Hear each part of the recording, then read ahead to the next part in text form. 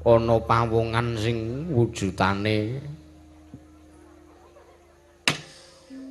beda karo pawongan liyane iki ana wong-wongan sing wujudane sarwa dawa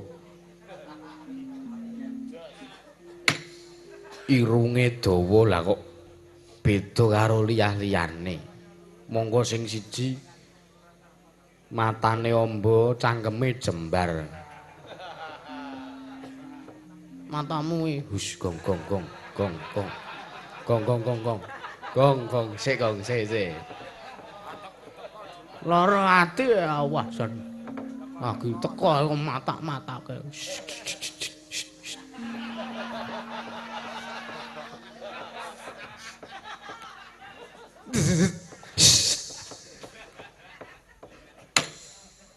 niki sinten ki sanak kula nun amit pasang Kalimantabe tinebena kula duli dumaweng tawang tuwang awas lho Tru nek ketiban kambil iya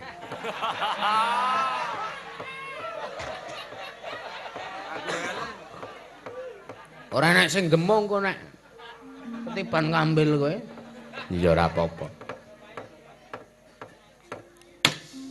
nun amit pasang Kalimantabe tinebena kula duli dumaweng tawang tuwang linepat ning tulak manu sinipun nuwun sewu Bareng paduka miji dumateng pisowan kula, mbok bilih ingkang sudi mestani dhateng kula. Kula menika wingking saking Karang Tumaritis, kula menika utusan saking Negari Ngamarta, kula ingkang ngabdi pun nami Petruk Kanthong Bolong. Wih. Petruk Kanthong Bolong. Iye. Wah. Dagelan kondang.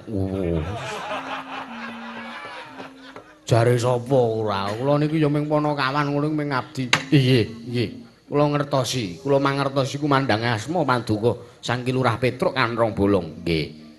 Jengandika menika pancen tiyange sarwa lucu, gecul kumarucul. Nggih, ya ming wujudan kula sarwa dawa ngeten iki. Mboten napa-napa Ki Lurah. Nggih.